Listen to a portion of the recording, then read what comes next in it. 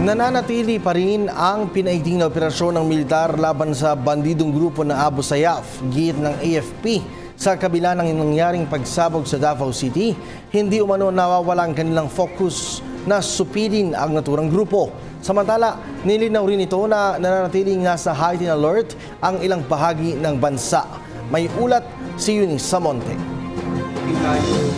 Hindi sila nagtagumpay sa sinasabi nilang they were able to divert our attention. No, the armed forces is still focused. The operation is still ongoing. We will not distracted by the explosion. No? We have sufficient units to manage that particular issue. Ito ang naging pahayag ng Armed Forces of the Philippines kaugnay ng pagsabog sa Davao nitong Biyernes. Ayon sa tagapagsalita ng AFP Public Affairs Office, hindi ibig sabihin ng tahimik na ang operasyon sa pagitan ng militar at Abu Sayyaf ay hindi na ito nangangahulugan na walang nagaganap na operasyon sa Mindanao.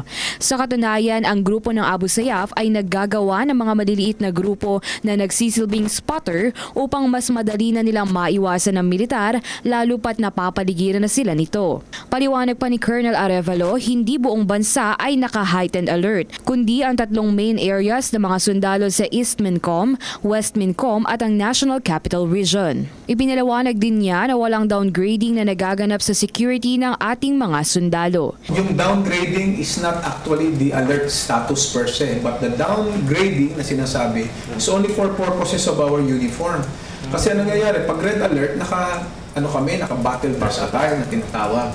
So, hindi naman namin kailangan nakaganon kung ang alert status namin is handa lang kami for an eventuality or nag-checkpoint kami. Doon lang namin kailangan yung battle dress attire. Nanawagan naman ng Armed Forces of the Philippines sa publiko na maging alerto ngunit kalmado upang maiwasan ang anumang pagkalito at aksidente. Para sa PTV News, Eunice Samonte. Ako po si Cathy San Gabriel. Subscribe na sa PTV YouTube channel. I-click lang po ang subscribe button.